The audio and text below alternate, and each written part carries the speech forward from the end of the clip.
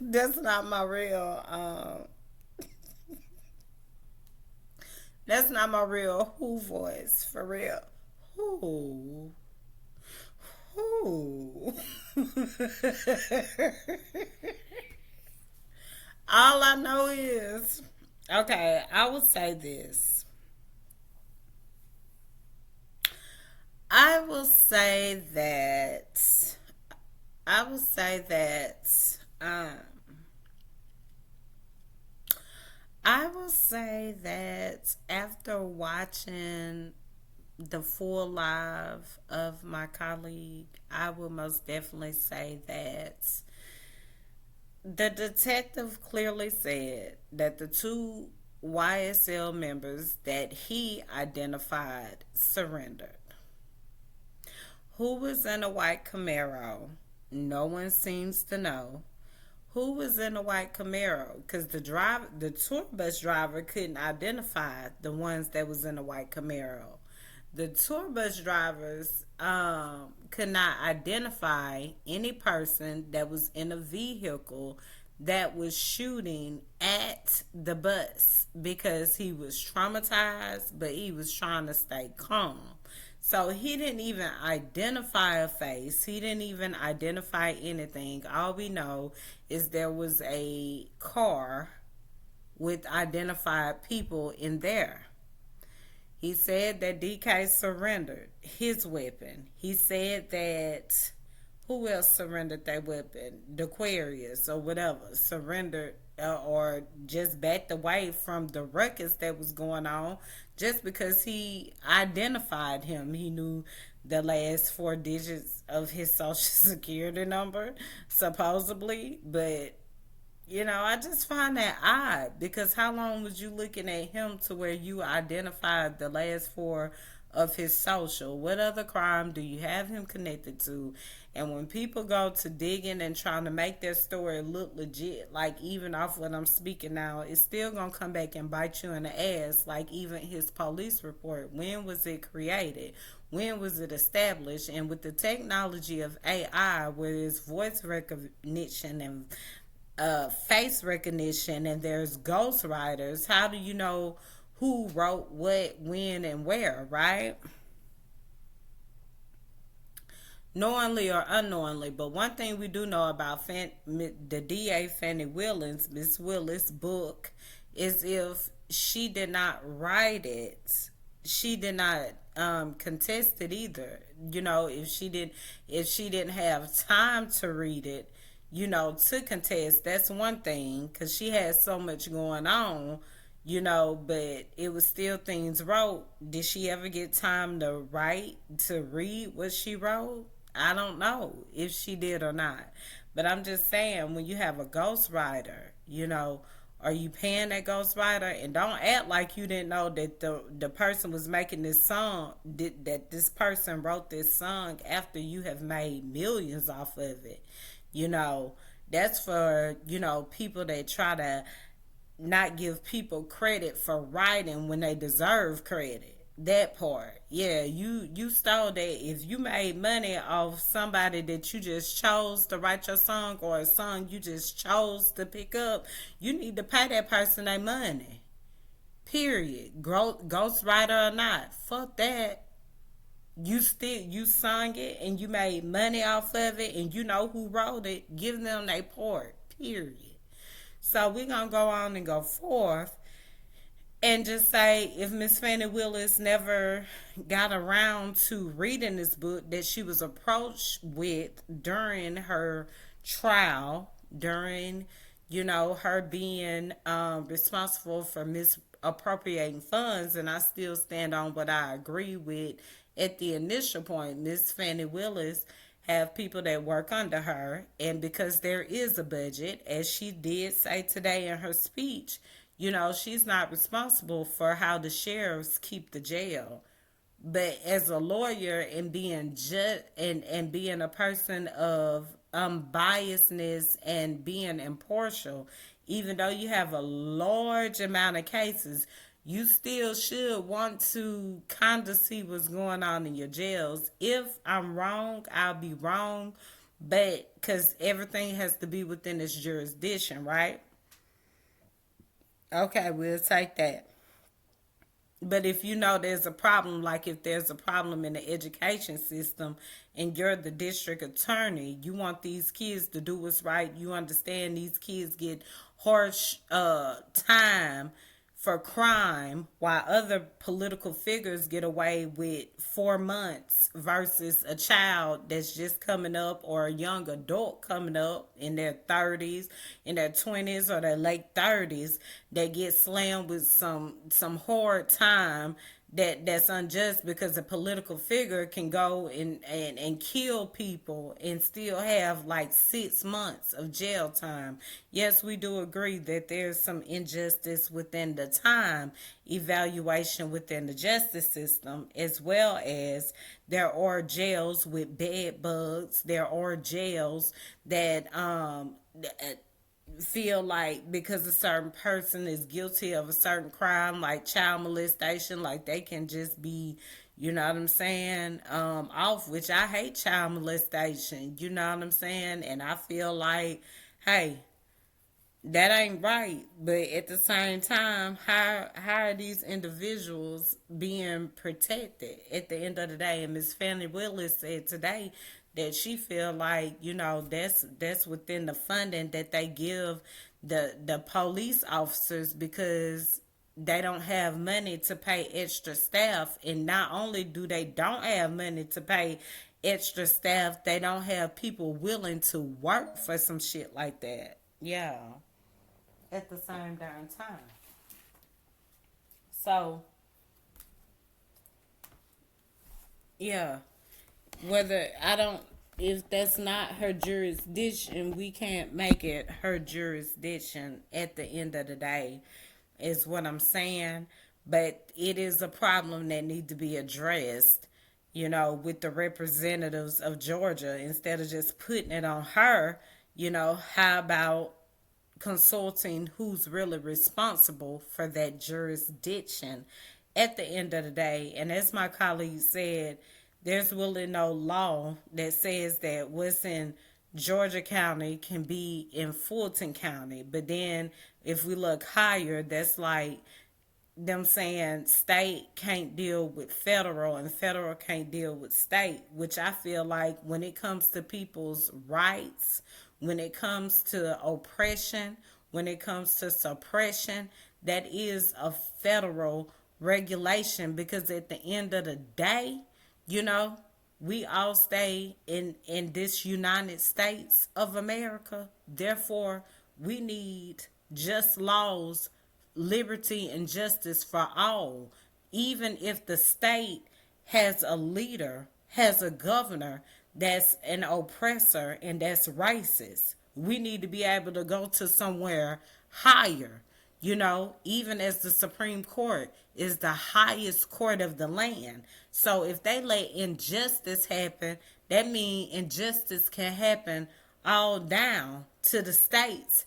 And that will cause chaos and confusion. And we can't do that. Oh no. When it comes to something federal, like elections, like they told Colorado, you can't have him removed because this is a federal election. You can't have that. You can't have him removed at a state level. So if that's the case, if they decide to do whatever they do, and we'll see how it go, that could go another way too. So at this time, it's like either you're going to be the highest that lead the right way, or you're going to be the highest that lead the wrong way and lose your damn job. Because you can't play with our lives like all the people globally lives are being played with, such as Gaza. We understand Hamas did it. Hamas want a ceasefire now. But at first he ain't want no ceasefire, which caused Israel to keep bombing them, even killing an American citizen. He did not care But that was not going to get him them hostages back. And it was a very reckless decision as a leader, because when you know that somebody got your hostages and they have took the initiative to bomb your nation, the last thing you want to do is keep bombing. The first thing you want to do is set a negotiation. And a misconstrued mind and a mind that always gotta prove something will be like, I don't want your ceasefire because you shouldn't have did it just because something was mentioned. But at the same time, you need to do what's right for the people of your land, for what you have caused them at the end of the day. Them or they, however you want to say it. Yeah. It needs to be a negotiation. You done messed up a whole land of education and a way of living just because, Israel got bombed, which we don't blame you for that. But when you start killing innocent people, that is a problem. Oh, yeah, that's a problem. That's a problem to all people, not just for your nation. But if you can get some hostages back, yeah, let's see how this go. Okay, we won't too much touch on that because I don't have the full, evidence and what's going on with that. So all we know is Hamas said, I'm willing to make a deal. We'll see what this deal consists of. In addition to that, back to the case. Like I said, you are the detective, he already acknowledged. He didn't see who got in the Camaro. He know that 2 people rode off on bikes and the 2 people came back on bikes. But the driver of the tour bus never saw 2 bikes behind him. They only saw a car. And I'm not sure which car they saw. And, people can, go back and see all that. Because it's just a bit too much. But I hate injustice. I don't care if somebody is associated with wrongdoing. Do you have something or don't you? Or do you just have what you thought they should have? You just have what you thought they should be guilty of. That's not shit. Do you really have evidence or you don't? Because people in power, political figures, do dirty shit all day and all day long. And because nobody is there to call out their stuff, they get away with it, but be ready to call out somebody else's stuff. So at the end of the day, that's all the truth. We just want to see the truth.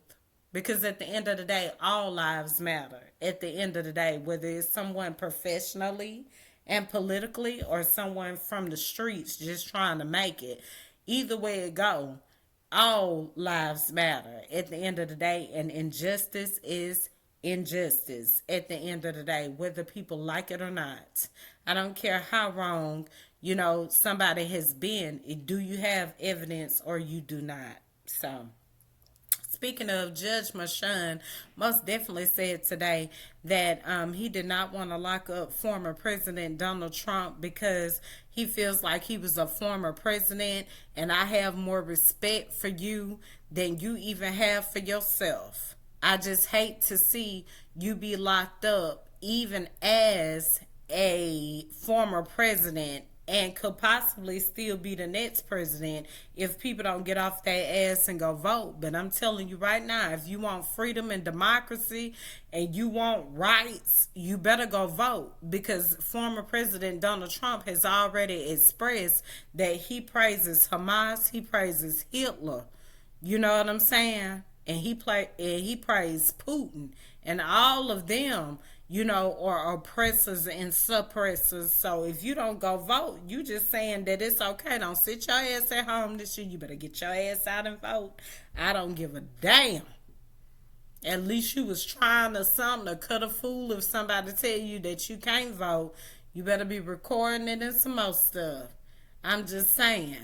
We can't let it go down like that this year, because I know in 21 I sure didn't vote for Biden because I didn't like the way that it was, pretty much swinging. I didn't know that he would be the leader to actually listen and then take action to make things better. I didn't know he was going to be like that, but that just shows us as a people how quick we are to just be judgmental and shut everything down. Which it can happen like that when you give people chances. But he, to be honest, never really got a chance because it was so much controversy everywhere concerning him. But what we do know is former President Donald Trump has let us know, I'm going to be a dictator for one day. That could be a slaughter. He done had his little blood come down from his hand. Didn't nobody know where the blood came from. I didn't know if that was an indication of a bloodbath or he was just saying. I'm just saying, it's time to get on one accord and go vote for freedom and democracy at the end of the day. And if Biden come in with that bussy and dissy stuff that he already know that people ain't going for, then that would be means for everybody to try to cut a fool, or something. But I just don't see that in him at this point in time. I just don't see that in him because he has actually shown us, no, that is not who I am. This is who I am. I want this right. I want regulations, and I'm not trying to play these political games. And if he was playing political games just because, a bussy or dissy tried to play political games with him, I hope he is prepared to be the bigger person above that and just be real about where we are as a nation, which I'm sure at this point that he will do. I'm betting on that. I'm standing with my vote to vote for President Joe Biden because we need freedom and democracy, and we need things that are decent and in order. We need a leader that understands the law of the land and that is going to abide by the law of the land. The economy will work itself out because it ain't nothing but somebody ain't got their ass hurt because their favorite ain't in office at the end of the day, from my understanding. But there is some people with some money that can double, that can flip it and, you know what I'm saying, make it what it is if we get on one accord. That's the only problem. So we'll see how it go. We'll see how it go. But I'm going to get off of here and I'm going to just say that. So that's going to be my last commentary and last take. Ooh. Oh my God.